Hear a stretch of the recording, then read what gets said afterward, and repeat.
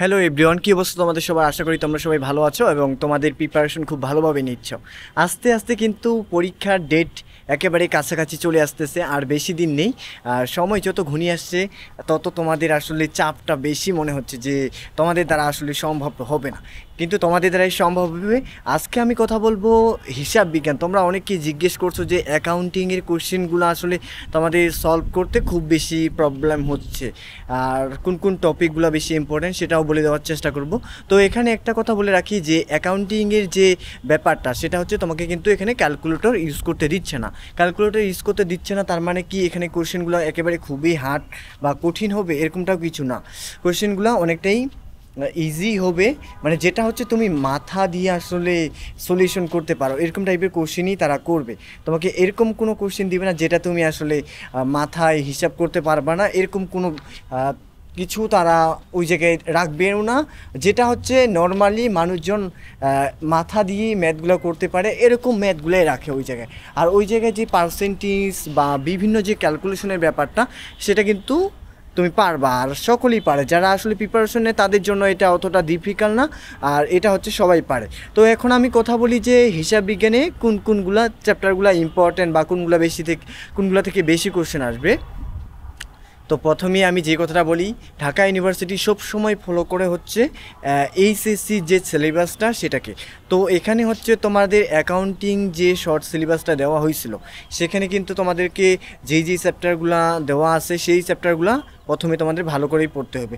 আর যেগুলো আসলে শর্ট সিলেবাসে দেওয়া আছে বা তোমরা যেই চ্যাপ্টারগুলো পড়ে আসলে পরীক্ষা দিছো ওইগুলো চ্যাপ্টারই বেশি ইম্পর্ট্যান্ট। তোমরা যদি কোশ্চেনগুলো একটু রিসার্চ করে দেখো বা তাহলে বুঝতেই পারবা যে ম্যাক্সিমাম ওই চ্যাপ্টারগুলোই আসলে বেশি ইম্পর্ট্যান্ট।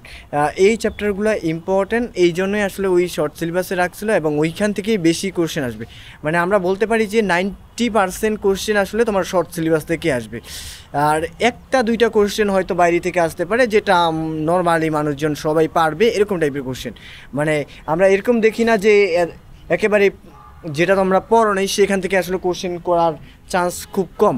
তো এইটা নিয়ে চিন্তা করার দরকার নেই যে কোন চ্যাপ্টারগুলো পড়বা কোন চ্যাপ্টারগুলো পড়বা না। এখানে হচ্ছে তোমাকে চ্যাপ্টার ওয়াইজ ধরে ধরে যেইগুলো তোমাদের শর্ট সিলেবাসে ছিল সেই চ্যাপ্টারগুলো খুব ভালো করেই শেষ করতে হবে। ওই জায়গা থেকে কোশ্চেন 100% আসবে আসবে আসবে। আর ম্যাথ তো আসবে, অ্যাকাউন্টিং মানে তো ম্যাথ, এটা তো স্বাভাবিক। তো ম্যাথ বলতে এখানে যেমন এরকম কিছু পার্সেন্টেজের ম্যাথ থাকে, বলে যে ক্রয় মূল্যের উপর মুনাফার হারে এত পার্সেন্ট হলে এরকম টাইপের যে ম্যাথগুলো থাকে ওইখান থেকে প্রশ্ন প্রত্যেক বছরই হয়ে থাকে। তারপরে ওই যে তোমাদের যে আর্থিক অবস্থা বিবরণী বা হ্যাঁ ওইটাই ওই চ্যাপ্টারটা আর কি, যেটা ওইখানে আসলে বিভিন্ন ওই যে মোট মুনাফা নিট মুনাফা ওই চ্যাপ্টারটা থেকেও কিন্তু কোশ্চেন চলে আসবে। ওখানে তোমাকে বলতে পারে যে প্রারম্ভিক মজুত পণ্য বের করো, সমাপনী মজুত পণ্য বের করো, বিক্রয়যোগ্য পণ্যের মূল্য বের করো। ওই যে চ্যাপ্টারটা থেকে আসলে সবচেয়ে বেশি ম্যাথ হয় সেই চ্যাপ্টার থেকে। তারপর হচ্ছে ব্যাংক সমন্বয় বিবরণী থেকে কোশ্চেন চলে আসতে পারে। মানে যেইগুলো আসলে শর্ট সিলেবাসে ছিল সেখান থেকে কোশ্চেন আসবে এটা শিওর। তারপরে অবচয়ের চ্যাপ্টারটা তোমাদের পড়তে হবে ভালো করে, কারণ অবচয় থেকে ম্যাথ আসে নর্মালি আমরা দেখি। তারপরে হচ্ছে তোমার ওইদিকে আমরা অংশীদারি ব্যবসায়ের যে হিসাব ওই চ্যাপ্টার থেকেও ম্যাথ আসবে। মানে এক কথায় যেগুলো তোমাদের এইচএসসি সিলেবাসে ছিল এবং ওই চ্যাপ্টারগুলো আসলে তোমরা ধরে ধরে প্র্যাকটিস করবা। আর আমি এগুলো বলতেছি কারণ আসলে আমি নিজেও অ্যাডমিশন স্টুডেন্টকে পড়াই এবং দীর্ঘদিনের একটা অভিজ্ঞতা আমারও আছে, যার কারণে আমি আসলে এটা বলতেছি। এই কারণ আমি আসলে জানি যে কোন টপিকগুলো থেকে বারবার কোশ্চেন হচ্ছে, আর আমি যেহেতু নিজেই ফেস করে আসি এই জায়গাটায়, আর আমি আসলে রানিং স্টুডেন্ট পড়াই, যার কারণে আমি এগুলো এখনও আমার আসলে চর্চায় থাকে। আর এই বিষয়টা যার কারণে তোমাদেরকে বলে দিলাম, যেহেতু তোমরা আমার ভিডিও দেখো তাই ভাবলাম যে তোমরা অনেকে আবার কমেন্টও করছো যে ভাইয়া অ্যাকাউন্টিংয়ে অনেক সমস্যা ফেস করতেছি, কীভাবে কী করব। তোমাদের একটাই সলিউশন, সেটা হচ্ছে তোমরা ইন্টারমিডিয়েটের সিলেবাসটা ধরে আর যে চ্যাপ্টারগুলো বেশি ইম্পর্ট্যান্ট আমি বলে দিলাম ওই চ্যাপ্টারগুলো, আর আরও কিছু চ্যাপ্টার আছে। মানে এক কথায় শর্ট সিলেবাসটা তোমাকে খুব ভালো করেই শেষ করতে হবে। এটা প্রত্যেকটা সাবজেক্টের জন্য, এটা শুধু অ্যাকাউন্টিংয়ের জন্য না, এটা প্রত্যেকটা সাবজেক্টের জন্যই। কারণ ঢাকা ইউনিভার্সিটি আসলে ইন্টারমিডিয়েট সিলেবাসটাকে মেনটেন করা ট্রাই করে।